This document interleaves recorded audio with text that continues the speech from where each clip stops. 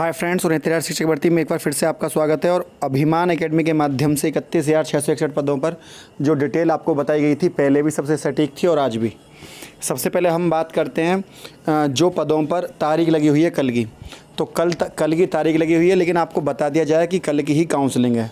तो अगर कोई अभ्यर्थी ये सोचता है कि कोर्ट से कुछ उठापटक होने वाली है, वहीं मुख्यमंत्री योगी आदित्यनाथ जी ने कल का जो 16 तारीख का जो जॉइंट लेटर देने का उनका प्लानिंग है, उसको लेकर वो खुद अपने हाथ से ही नियुक्ति पत्र बांटेंगे।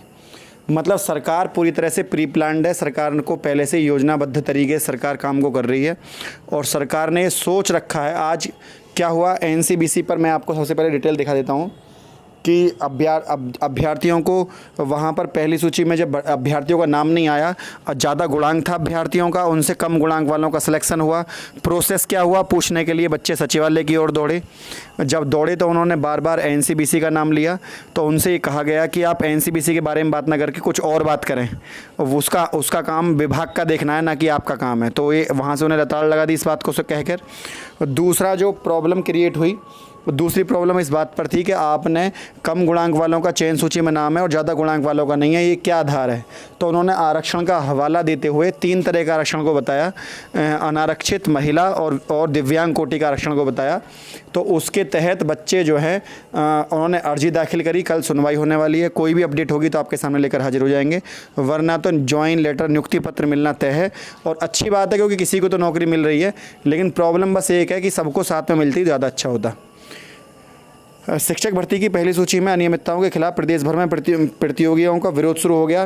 प्रयागराज के शिक्षा निदेशालय के स्थित बेसिक शिक्षा परिषद कार्यालय में सोमवार को धांधली का आरोप लगाते हुए बड़े पैमाने पर छात्रों ने पहुंचने का क्रम शुरू किया। पुलिस ने भ्रष्टाचार के खिलाफ लड़ाई का समर्थन करने पहुंचे युवा मंच अध्यक्ष अनिल सिंह, अमरिंदर सिंह, अमर बहादुर गौतम जबरन गिरफ्तार कर लिया गया। धांधली के आरोप लगे और इसमें फिर क्या हुआ कि उन्हें शाम को कुछ जबरन गिरफ्तार कर शाम को भी रिहा कर दिए गए। युवा मंच अध्यक्ष अनिल और अमरिंदर सिंह ने कहा कि भ्रष्टाचार को लेकर जो अन्याय के खिलाफ संघर्ष को तेज होगा और सोशल मीडिया में मिल रही सूचनाओं के आधार पर दावा किया कि एक ही कैटेगरी के और श्रेणी के 74 गुणांक का अभ्यर्थी लिस्ट में नहीं है, जबकि 70 गुणांक के अभ्यर्थी लिस्ट में हैं, और ऐसा बड़े पैमाने पर हुआ है। उन्होंने आरोप लगाया कि परीक्षा नियामक प्राधिकारी कार्यालय में भ्रष्टाचार का पुराना इतिहास रहा है। नकल माफिया को जेल भी भेजा गया है। तो कुल मिलाकर बात है, अब आप लगाइए कि 74 गुणांक वाले का नंबर नहीं है और 70 गुणांक वाले का 71 गुणांक वाले का नंबर है। अब आप समझ सकते हैं कि ये क्या आधार यहाँ पर अपनाया गया है। उधर अभ्यर्थी जो बार बार वहाँ पर धरना दे रहे हैं, उनको बहुत देर तक धरना हुआ, आंदोलन हुआ, लेकिन उसका नतीजा ये निकला कि वहाँ से उन्हें कुल मिलाकर कि हाँ करके हम कर देंगे, हम ये कर देंगे, हम वो कर देंगे, कुल मिलाकर उनको एक गोली दे दी गई है कि हम तुम्हें कि तुम जो है मतलब उनको आश्वासन दे दिया गया है एक तरह से कि आप जो है आश्वस्त रहिए, विभाग की तरफ से विभाग अपनी कार्रवाई करेगा, आप हमें लेटर दे जाइए। जबकि सरकार का केवल अभ्यर्थियों को वहाँ से केवल टालने के लिए ये बात कही गई। और काउंसलिंग प्रोसेस कल से शुरू है, कल परसों, और उससे नेक्स्ट 16 को जो है मुख्यमंत्री स्वयं अपने हाथ से जॉइंट लेटर देंगे। अब भर्ती का जो रूपरेखा है वो इस बात पर तय करेगी कि जो भर्ती है उसमें भर्ती में सुप्रीम कोर्ट का जो आदेश आना है वो किस समय आना है। अगर उसमें, क्योंकि कल जो अपील लगी है उसमें एक डायरेक्शन अपील भी है, जिसको मॉडिफिकेशन अपील कहते हैं, तो मॉडिफाइड अपील भी लगी हुई है, डायरेक्शन अपील इसको बोलते हैं। तो वो उस पर भी केस सुनवाई होनी है कल।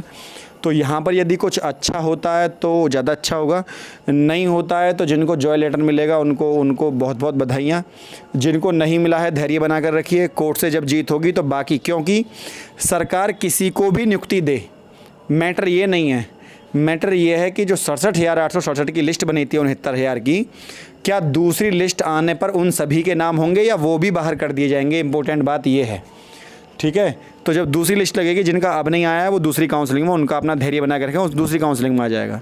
लेकिन सरकार अभी लड़ाई इस बात के लिए है कि सबका एक साथ क्यों नहीं लगा, और लिस्ट लगाई है तो अनुरूप क्या है। आपने एक तरफ से सारे क्यों नहीं उठाए, ऊपर से आपने ऊपर से 31,661 पदों पर भर्ती क्यों नहीं करी। तो इस बात को लेकर भी विचार विमर्श है। तो फ्रेंड, यदि वीडियो आपको अच्छी लगी तो वीडियो को लाइक शेयर, चैनल को सब्सक्राइब करना ना भूलें। आज के लिए इतना ही। जय हिंद, जय भारत।